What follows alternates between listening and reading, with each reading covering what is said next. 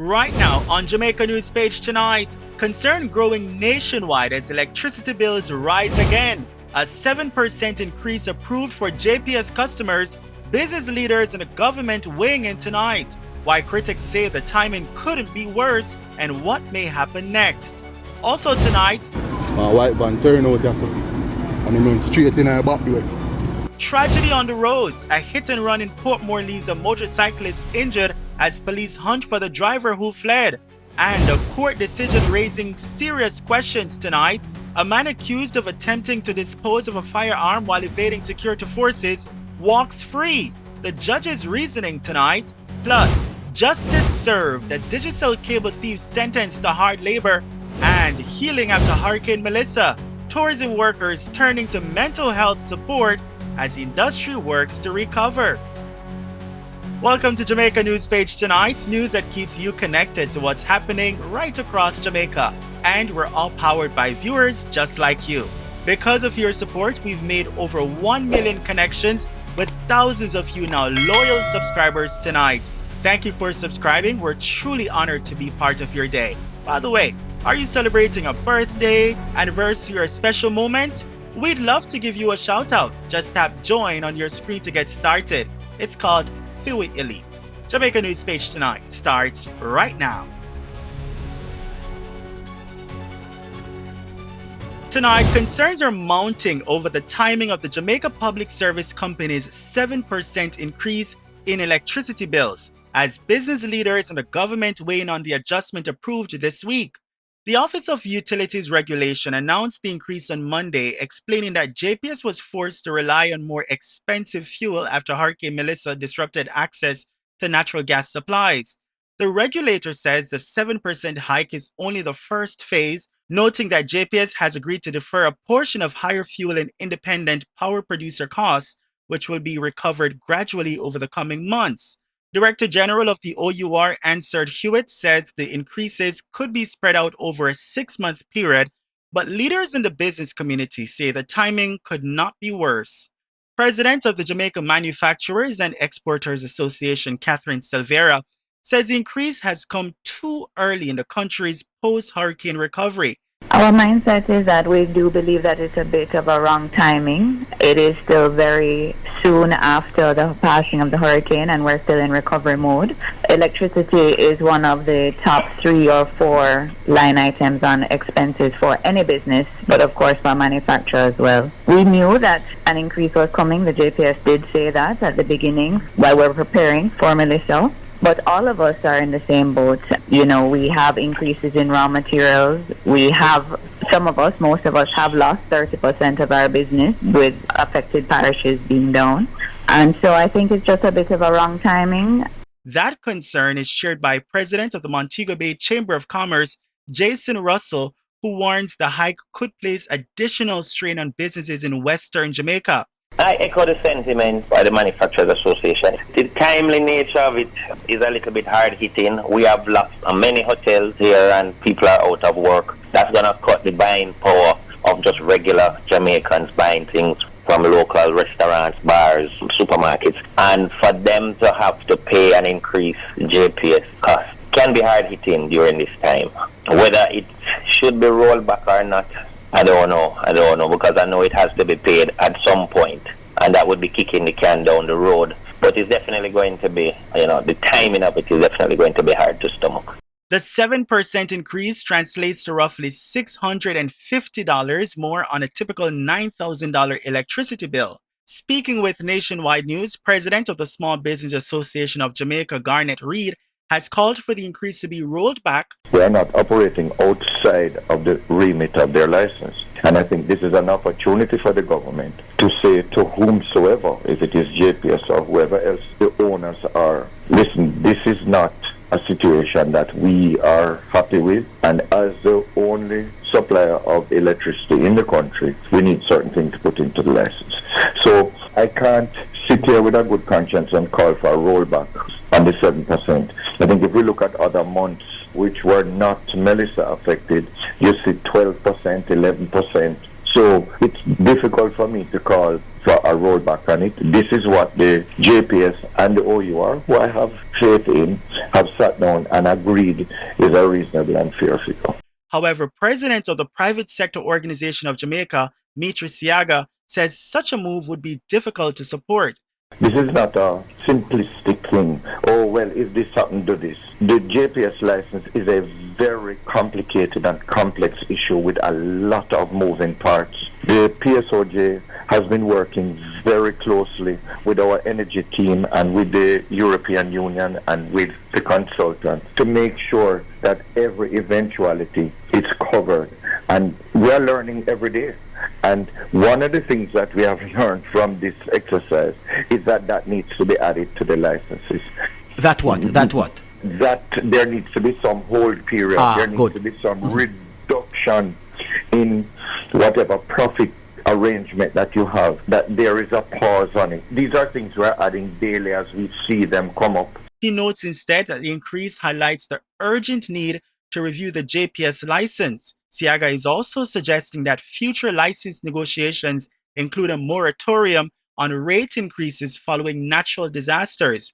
Those sentiments are echoed by Energy Minister Darrell Vaz, who says the latest increase is another reason the government is pushing to renegotiate JPS's existing license, which expires in 2027. Speaking at a media briefing in St. Andrew on Tuesday, Minister Vaz described the current license as problematic, pointing to last year's 16% increase following Hurricane Beryl, which sparked widespread public backlash. The minister says under the current arrangement, post-disaster bill increases have become too common, and any new license must include safeguards to protect consumers after natural disasters. Minister Vaz also clarified that the government's decision to loan JPS $150 million is unrelated to the newly announced increase. Meanwhile, JMEA President Catherine Silveira is calling on JPS to clearly outline how much of the increased fuel costs the company is absorbing compared to what is being passed on to customers. What also would help is maybe some greater transparency into what is JPS absorbing at this time while passing on this 7% to its consumers. Because as I said before, a lot of our businesses have also lost customer base. Hotels have closed, supermarkets, wholesales, banking, ABMs, all of these items have been devastated. We've also had raw material increases. So how more transparent can it be as well? You're looking at video of a hit-and-run collision Tuesday evening at the intersection of Passage Fort Drive and Florida Avenue in Portmore, St. Catherine. A white van turn out or something, and he went straight in our back door. Him? Yeah. Right down for catching. Drive gone. Oh, the driver, is that time run? Yeah, man. Running in a car. But the bike have the right away. The bike have the right away? Other man a turn and come. Right. And the driver and a stop? Police responded and the injured man was taken to the Spanish Town Hospital for treatment. His condition remains unknown at this time and investigations into the incident are ongoing tonight. Tonight, a 23-year-old man has been charged with murder following the stabbing death of a 35-year-old man in Penn Avenue, Kingston 11 earlier this month. The deceased has been identified as Richard Walker, otherwise called Richie, a resident of the community. Police say Adani Hales, also known as Bobo, a trader from the same area, has been charged in connection with Walker's death. Jamaica News Page tonight understands that on December 15, an argument between the two men escalated into a physical altercation. The dispute was reportedly broken up by Hales' family members. Investigators say Hales later left the area and returned armed with a knife, which was used to stab Walker multiple times. Walker was rushed to hospital where he later died while undergoing treatment. Police say Hales later turned himself in accompanied by a family member and was formally charged the following day. His court date is being finalized. New tonight, a 34-year-old fisherman from the Pagee district in Port Maria, St. Mary, has been charged following the seizure of a weapon in his community. The accused, Donadoni MacDonald, has been charged with possession of a prohibited weapon after a police operation on Saturday. Jamaica News Page tonight understands that police conducted a search at a property in the area around 6 a.m. where they reportedly found a container holding several .77 caliber BB pellets and 3 spent casings. Police say McDonald later led them to a BB gun that had been hidden in a fence on the property. The weapon and ammunition were seized, and McDonald was taken into custody. He was formally charged on Tuesday. A young man is now behind bars after admitting to stealing batteries and cables from Digicel's telecommunications facilities. 27-year-old Eric Robinson was sentenced to 18 months at hard labor after pleading guilty to the offenses. Robinson appeared before the St. Catherine Parish Court on Wednesday, where he faced charges of malicious destruction of property, simple larceny, and trespassing on a telecommunications facility. The sentence was handed down by acting senior parish court judge Janelle Nelson Gale. In delivering her ruling, the judge noted that Robinson was not eligible for a sentencing reduction of up to 50% due to a previous conviction. Robinson received 18 months on each charge, with the sentences to run concurrently. Police say he was arrested following reports from Digicel of stolen batteries and cables dating back to June. Tonight, a man accused of attempting to dispose of a firearm while evading security forces has been freed after the court ruled that the prosecution failed to prove its case beyond a reasonable doubt. Dominic Willis was on Wednesday acquitted of firearm-related charges in the Supreme Court before Justice Vaughn Smith. The charges stemmed from an incident on December 2, 2024, during a security operation in Spanish Town. Prosecutors alleged that around 10 p.m., Willis ran into a roadside shop while being pursued and placed a firearm on the counter in an attempt to avoid detection by members of the security forces. During the trial, members of both the Jamaica Defense Force and the Jamaica Constabulary Force gave evidence regarding their observations and the recovery of the alleged weapon. However, the defense challenged the reliability of that evidence, raising concerns about inconsistencies in the officers' accounts, the handling of the exhibits, and conditions at the scene. In delivering his ruling, Justice Smith said the case was marked by inconsistencies, omissions, and conflicting testimony, which created reasonable doubt. As a result, the court returned verdicts of not guilty on all counts. And before we go tonight, some 300 tourism workers have taken part in the pilot mental health support program launched by the Tourism Product Development Company, TPDCO, in response to the impact of Hurricane Melissa. The 4-day initiative, which ended on Monday, included 10 face-to-face sessions, each accommodating up to 30 participants. The sessions were led by a trained psychologist and coordinated by TPDCO's training team, with activities focused in St. James and Westmoreland, two of the parishes hardest hit by the Category 5 hurricane. TPDCO's executive training manager, Ruth Harris, says the program is designed to support emotional recovery and build resilience among tourism employees. She says once a pilot is fully evaluated, TPDCO plans to expand the initiative across the wider tourism sector, encouraging workers to take advantage of the support being offered. Harris also noted that the Jamaica Hotel and Tourist Association helped identify the most affected properties and facilitated participation in the program.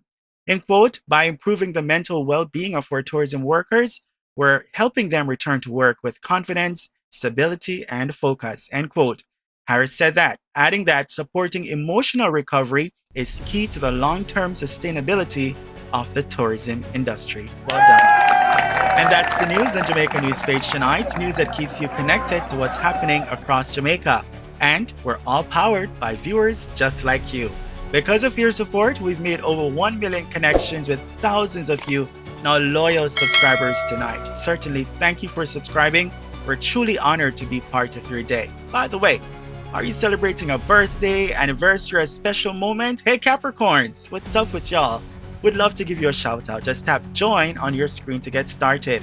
Thank you for connecting. We'll see you in the comments, and be sure to join us again for more news. From all of us here, good night.